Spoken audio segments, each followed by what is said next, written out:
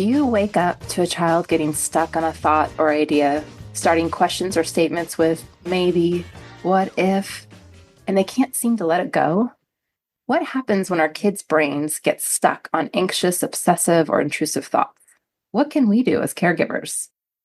Hi, welcome back to Project Parenthood. I am your host, Chelsea Dorsage, licensed marriage family therapist in California. I am here to join you on your conscious parenting journey, bringing more curiosity, openness, acceptance, kindness, and non-judgment along the way. My goal is for us to accept what is out of our control, commit to improving our parenting life, and discover better outcomes for ourselves and our family. Today's discussion, we'll be looking at anxious and obsessive thoughts. I will be referring to them as doubts for the remainder of the episode. A doubt may sound like, maybe, I might be, it could be, or what if? Maybe our dog will die if I eat grapes for lunch and he gets one. What if I get sick from touching that door handle? A mascot could come up to our seats. The store could close early and we won't get in. Once our kids get stuck on a doubt, they may turn to compulsions, something they do to get their doubt to go away. They think a certain thought, they ask questions, they check on something, they clean, they ruminate. Our kids get a doubt. They worry about what would happen if the doubt were true. They start to feel uncomfortable and even yucky inside. Then they try to take away the discomfort by doing a compulsion. Let's discuss why our kids get stuck on doubts and how we approach the doubts. Why do our kids get doubts that stick, and how do they turn into such convincing stories? A doubt will have reasons behind it. There are facts, rules, experiences, hearsay, so things they've heard, and possibility. These bring our children into a world of imagination and out of the here and now reality. And that imagination world starts to feel like reality. So a dog can get sick from grapes. That's a fact. We are not supposed to feed dogs human food. That's a rule. I saw my dog eat something off the floor. That's an experience. I heard the vet talk about a dog that ate human food and got sick. Hearsay. Maybe my dog will eat a grape for my lunch and get sick or die. It's a possibility. It is with these reasons that a single thought can turn into a powerful doubt sequence or story. Just as we can get wrapped up in fictional stories, we can also get wrapped up in the stories our minds create. And these stories can change the way we feel, behave, and interact with the world around us. Approaching your child's doubts. First, try to map your child's anxiety out as a family. As you start to map out your household in terms of your child's anxiety and doubts, do so with curiosity, openness, and kindness, and without blame or judgment. So what does this mapping out look like? Start to ask yourself, how does anxiety or doubt impact my child? Their body, their thinking, their feelings, and their behavior. Do they get a racing heart or sweating palms? Do they catastrophize? Do they seem more on edge and quicker to snap? Do they shut down outside of the house, or maybe they cry more easily? How much of your time as a caregiver is taken over by your child's anxiety or doubt? What are you doing differently compared to other siblings? Or what would you do differently if your child was not having a doubt or any anxiety? How do you accommodate? Do you use special dishes, drive only a specific route to school, no detours? Are you getting up early, staying up late? Repeatedly answering questions and providing reassurance, excusing children from certain activities or classes, providing special meals? Are you speaking for your child because they are worried or have related doubts? When we accommodate as caregivers, it can look a little bit like this. Our child is in distress, possibly demanding something. In turn, we as caregivers feel obligated to comply, which leads actually to more distress because the relief is only temporary and they will seek it again. And then we may start to withdraw and then the child escalates. We may even go out of our way to avoid the initial distress in which our children then are actually missing an opportunity to develop tolerance, understand what they are going through, and learn more adaptive ways to cope with their distress. So once you have an idea of ways in which you accommodate your child, you can start to remove them, starting with the least impactful, meaning what can you start with that doesn't turn your whole household upside down? For example, in my house, I had to realize that I needed everyone to get to school on time and myself to work on time. Therefore, any accommodations I was doing during the morning time were sticking around for a little bit, even if those were the ones I really wanted to remove.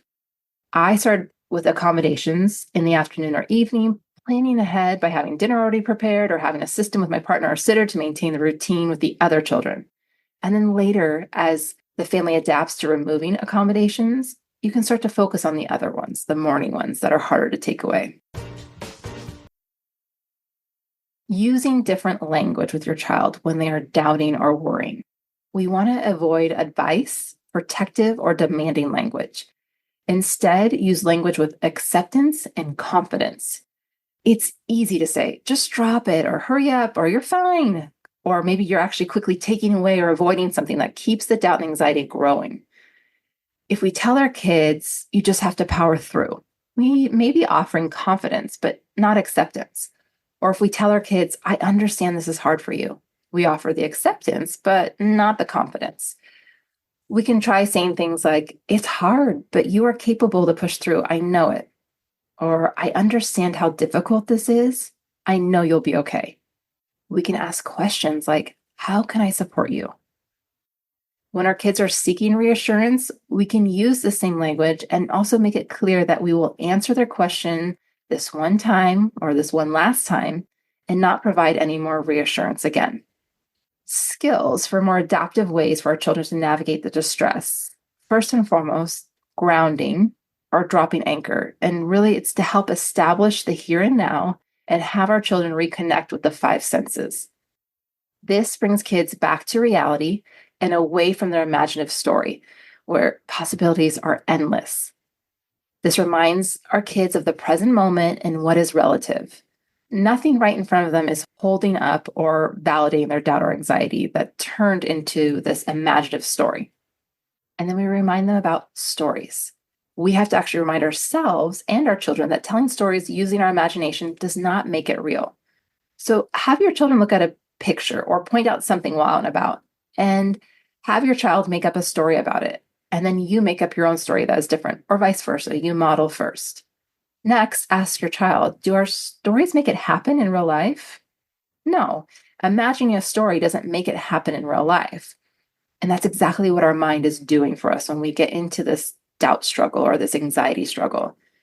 And we do have to remind ourselves as parents that these stories can change the way our kids feel, behave, and interact with the world around them.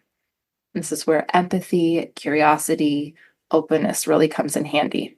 A little acronym saying that is helpful is Robert just ate fries, tacos, and pie.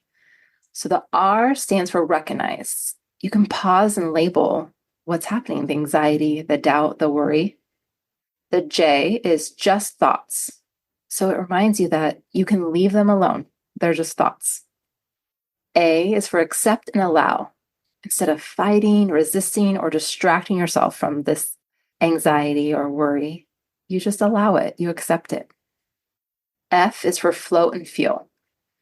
Return to the present reality and away from the imagined future. So you kind of just allow yourself to float back to the present and steering yourself away from that imagined future that you're starting to create with your story.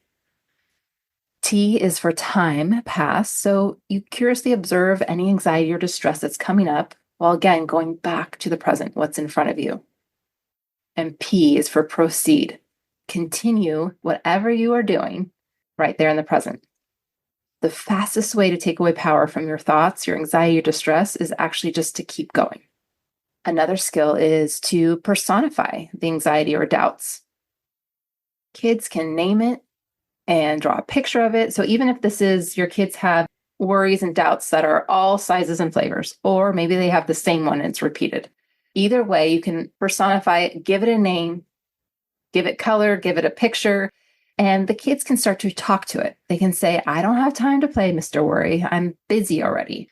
It gives our children the power to separate themselves from their thoughts and feelings, allowing them to notice and accept them, but not feel trapped or controlled by them.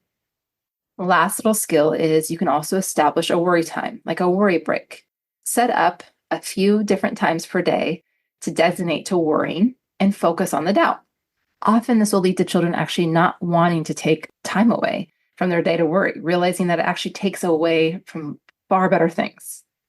When our kids get stuck in their doubt sequence or anxious thinking patterns, it can be debilitating for them and the whole family.